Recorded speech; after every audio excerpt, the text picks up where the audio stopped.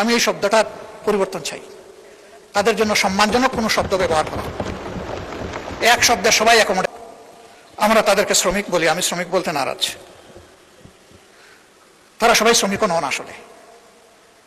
এর মাঝে বিভিন্ন দেশের গুরুত্বপূর্ণ জায়গায় কর্মকর্তা হিসাবে অনেকে দায়িত্ব পালন করেন।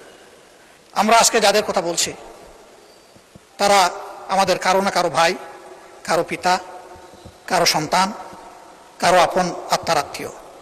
তাদের কান্নাগুলা সব আমাদের সামনে আসে না, এমনকি তাদের পরিবারের সদস্যদের সামনেও আসে না।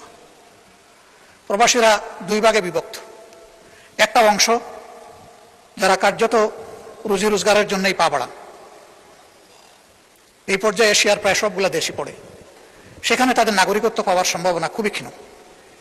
অল্প কিছু সংখ্যক ভাগ্যবান মানুষ যারা ইনভেস্টর ক্যাটাগরিতে হিউজ পরিমাণ ইনভেস্ট করে, সেখানে তারা একটা স্ট্যাটাস পান, কিন্তু তা হাজারও একজন হবে না, এ সংখ্যা আরো কম।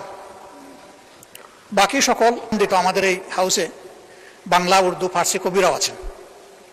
তারা যদি এরকম কোনো ভালো শব্দ নিয়ে আসেন যেটা অন্তত তাদেরকে মানসিকভাবে কিছু সান্ত্বনা দেবে, যে দেশ তাদেরকে ভালোবাসা এবং শ্রদ্ধার জায়গা থেকে দেখে, বিষয়টা আমলে নিয়ে হাউসে আলোচনার সুযোগ দেওয়ার জন্য আমি আরেকবার আপনাকে আন্তরিক অভিনন্দন জানাচ্ছি।